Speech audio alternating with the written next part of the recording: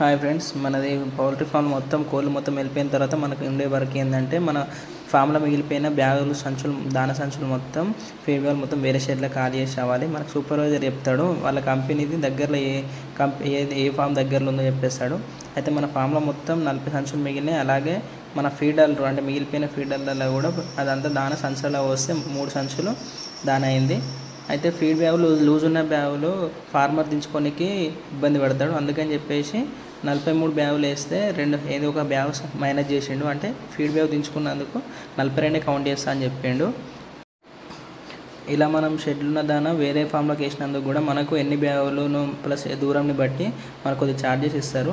ఇప్పుడు మనం ఫీడ్ ఖాళీ చేసిన తర్వాతనే మన మొత్తం ఏంది కోళ్ళు ఎన్ని పోయినాయి, ఫీడ్ ఎంత వచ్చిందని లెక్క మొత్తం కంప్లీట్ చేస్తారు. ఆఫీస్కి మన బుక్ తీసుకొని మళ్ళీ కోళ్ళ డీసీలు ఫస్ట్ నుంచి మనకి ఎన్ని ఫీడ్ బ్యాగులు వచ్చినాయి అవన్నీ డీసీలు తీసుకొని పోయి లెక్క కంప్లీట్ చేస్తారు. ఆ లెక్క అయిపోవాలంటే మనం ఫీడ్ బ్యాగ్ కంప్లీట్ అయిన తర్వాతనే లెక్క స్టార్ట్ చేస్తారు. ఆ తర్వాత మనకు 1 వీక్లో లేకపోతే 10 డేస్ 15 డేస్లో మన గ్రోయింగ్ ఛార్జెస్ ఎంత అని కూడా లిస్ట్ పంపిస్తారు. ఎంత ఫీడ్ తీసుకుంది, ఎంత గ్రోత్ వచ్చింది, మనకు రిజల్ట్ వచ్చిందా లేకపోతే పోయిందా, ఎంత అమౌంట్ వస్తాయని కూడా మొత్తం దాన్ని మెన్షన్ చేస్తారు. మనది ఈసారి మొత్తం బ్యాచ్ మోర్టాలిటీ అంటే చనిపోయిన కోళ్ళు ఎక్కువ ఉన్నాయి కాబట్టి మనకు మినిమం వెయిట్ టన్ హిసాబు కట్టిస్తారు. వెయిట్ కేజీకి 4.5 కట్టిస్తారు మినిమం కట్టి. ఒకవేళ ఇంకా మరీ వరస్ట్గా రిజల్ట్ పోతే మనకు ₹4 మైనస్ పెట్టేసి ₹4 కాడికి కట్టిస్తారు. ఆ రకంగా లెక్క చేస్తారు. మ్యాక్సిమం అయితే 4.5 కట్టేయడానికే ట్రై చేస్తారు వాళ్ళు ఏ రకంగా చూసినా. తర్వాత మన రిజల్ట్ గురించి కూడా ఒక వీడియో కంప్లీట్గా చేస్తాం.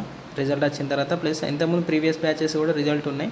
ఆ రిజల్ట్ కూడా డీసీని మొత్తం చూపించి మీకు ఒక్క బ్యాచ్కి ఎంత వస్తుందని అమౌంట్ మొత్తం చెప్తా కంప్లీట్గా. Thank you for watching.